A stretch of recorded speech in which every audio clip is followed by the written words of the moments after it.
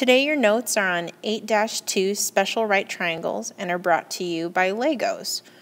You're going to put in your glue-in at the very bottom of your notes, and we're going to draw in 2 right triangles at the top of your notes with 4 examples in the middle.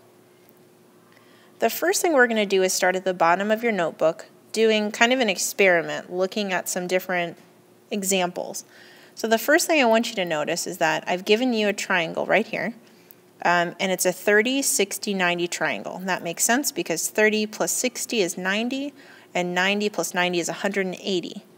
Now what I'm saying is, if I told you that one side was 6 and the other side was 3, could you find that third side, the leg? So here's what we have. I'm giving you that this triangle has one hypotenuse of measurement 6 and a leg of 3. And when I did my math to find the third side, using the Pythagorean theorem, I found that this side was 3 square root 3. So let's look at another one.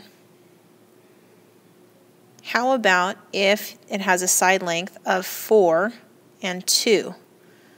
All right, if it has a hypotenuse of 4 and a leg of 2, what's the other leg?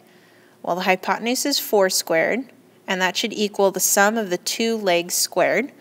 So that means it's a square root of 12, which is 2 square root 3.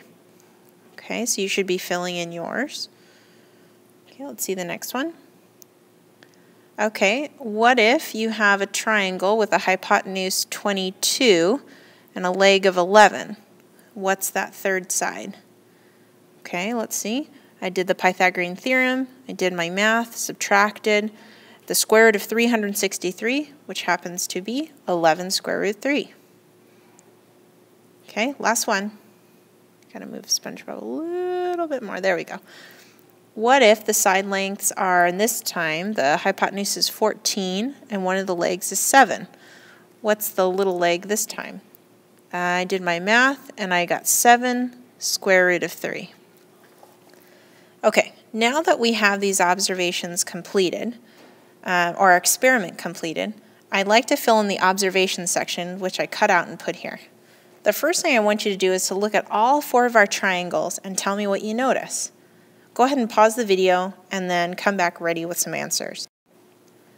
What I hope you notice first is that you have 3 and 6, 2 and 4, 11 and 22, 7 and 14. The hypotenuse is twice this leg right here. I hope you also notice that this leg that we found is always the leg's length with a square root of 3 next to it. So my question now is, if I told you that this leg was 521, this time I'm only giving you one side, could you find the hypotenuse? Could you find this leg? Go ahead and put those values in, and I'll check those when you finish your notes. Now let's do another experiment, this time looking at a little right triangle like this. Notice the angle measurements are different, 45 and 45, and automatically you should be telling yourself, if these 2 angles are equal, well, then that must mean that this is an isosceles triangle. So if this measurement is 3, so is this one. But the more important question is, could you find the hypotenuse if I gave you these 2 legs? Of course. Well, the hypotenuse squared equals the sum of the legs squared. Now in this case, I got x squared equals the square root of 18, and the math isn't quite finished here. So x equals 3 square root of 2. Let's fill in what we saw. If the 2 legs are 3, then the hypotenuse is 3 square root 2. All right, let's move on to our next triangle. What if the 2 side legs were actually 7?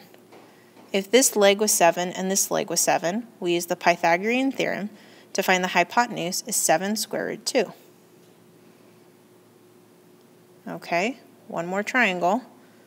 What if the side lengths were 16?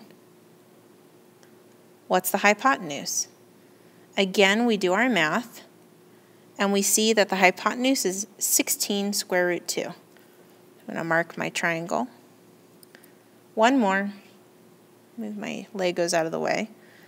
What if the legs were both 13? What would the hypotenuse be? I did my calculations. I end up with 13 square root 2. Now that we've done our experiment, let's look at the observations. So my question is, when you look at these 4 triangles, what do you notice? What is always true? Go ahead and pause the video and think about what you see, and then we're going to try what you see on this observation.